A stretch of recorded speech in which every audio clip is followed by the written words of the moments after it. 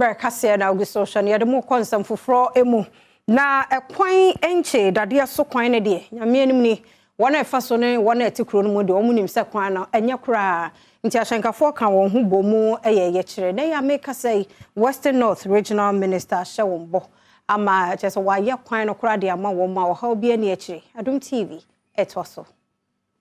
Womanfo beka ya driver phobia womo Dadieso Enchi ade adesede ebeto aban no anim efa akwan hodo bi e won patemu ana atete apansam a driver foyi ede betu dwa se na womo adane womo ho midwives enti maamefo ana womo anyinsen no womo na womo kura womo de womo atohyen mu ede womo akwayaresabia enam se na kwan no enye no omientie a driver foyi bi ensem womo de tu dwa no afi 2021 no Adom say yenye akwan we ya taxi for ye mfa so e for pesi afo ne mfa so yetimi fo bi a onye ma akwa wo ye duro ontimi nko na wo ye ka ni Kasee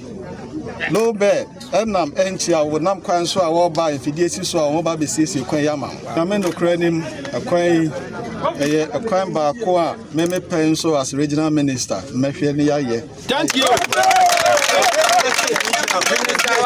Abran semi ebeto dwa no regional minister wo Western North ahwe ama akwan hodoi womo akosiesi sisi a womo akoye akwan ahodoi ede ama omo a womo de omo ahyen efa so ma omanije no ensem se na driver foi ede to Adom news anim say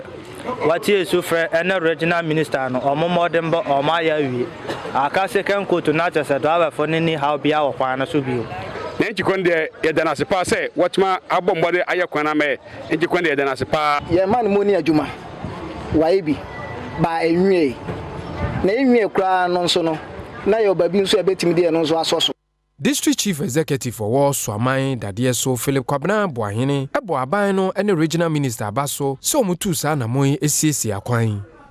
akwan we se bi di DC first akwan ya na tete bi ma me sori ahoma chepa ya Dadieso Enchi Road and Sabri ya mene okasa ba bia kwan na du time ya de ma contract ani ba bia du sia na mene okasa wo hu no